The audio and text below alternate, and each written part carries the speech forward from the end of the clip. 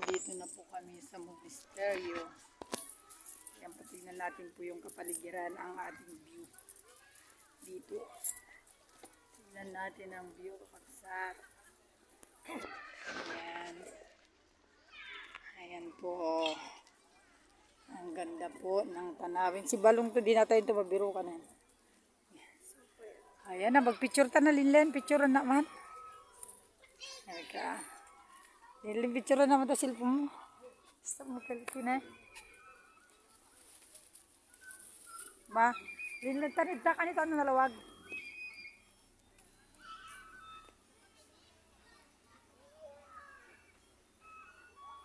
Sapa.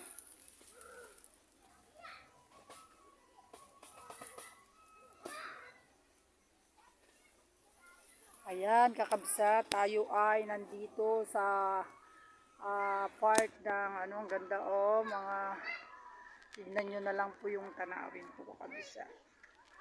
Napakaganda po yung lugar. Ayun, tignan po yung pagkatrim ng mga halaman nila. Ayan.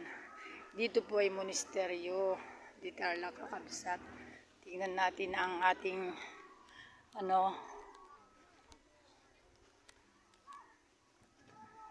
yan, kakabsat, tignan nyo po doon, sa bundok. Rain ta ni Balong B. Ano palang oras ba? Ayan, Ayan, silin. Alas 3 ang umpisa na. Oo. Kala ko alas 3 na, yung ganda, Uray nyo, ag-video kayo pa lang. Linlin ito, tignan mo. Yan nagtitinda. Ano kayang tinda nila, kakabsa to? Ayan Antayin muna natin si Balong. Sandali lang. Sige, tara na para makaupo tayo. Tingnan niyo po, kakabsa to.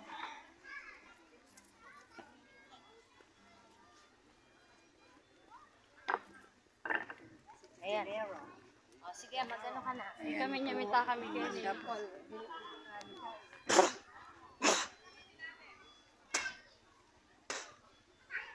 po, kakabsat. Ang ganda. Nakita niyo po yan.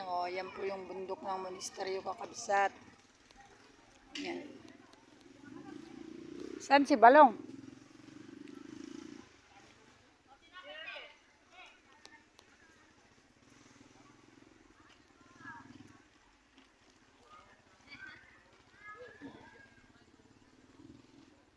Ayan, nag-uumpisa na sabi mo.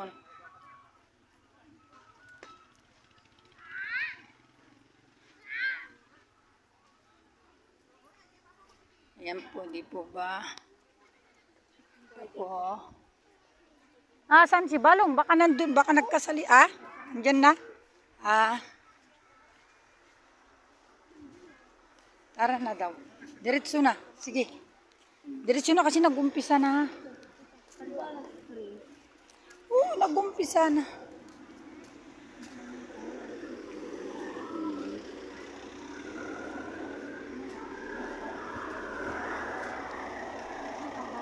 Diba? Bilisan na daw natin. On working on both side. Mabati akong pagtugaw. Diba? Nagpintas. Tama?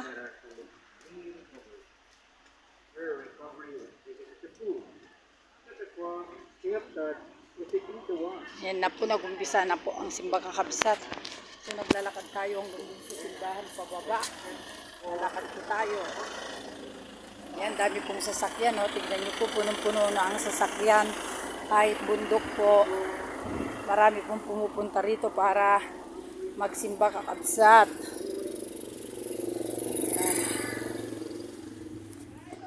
Ayan, jitan itong merinda ni kita ka di ba kaganda?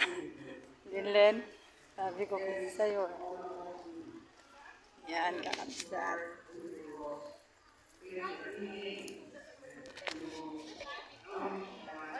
Tignan nyo po. Ito yung si Arlene din, Yan. Doon po tayo, damdaman to. No. Tingnan mo, kada Sunday nandito ako na. Basta. Glad to see you again, ma'am. Juan, thank you.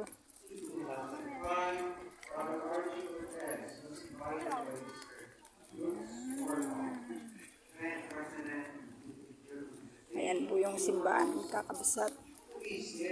Wala pa naman tao. Doon tayo sa kabila. Ayan po Kakabsat. O, diba? Duwa simbahan ka tayo. Dakdol ka na ijay. O, ayan Kakabsat. Nandito na kami sa simbahan. Ito po ang pinupuntan namin dito. Kahit malayo, nandito kami. Ayan o. Ayan. Ayan po Kakabsat. Ang aming pinupuntahan. Ayan.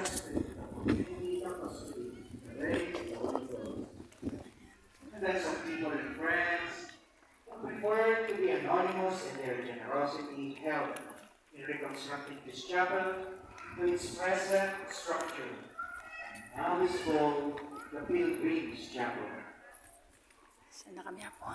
On January 30, 2007, from Essen, Germany, Monsignors Otto Bauer and Alfred Voss, together with our German delegates, brought a relic, the Holy Cross, and formally enshrined it here at the Monasterio de Tarlac.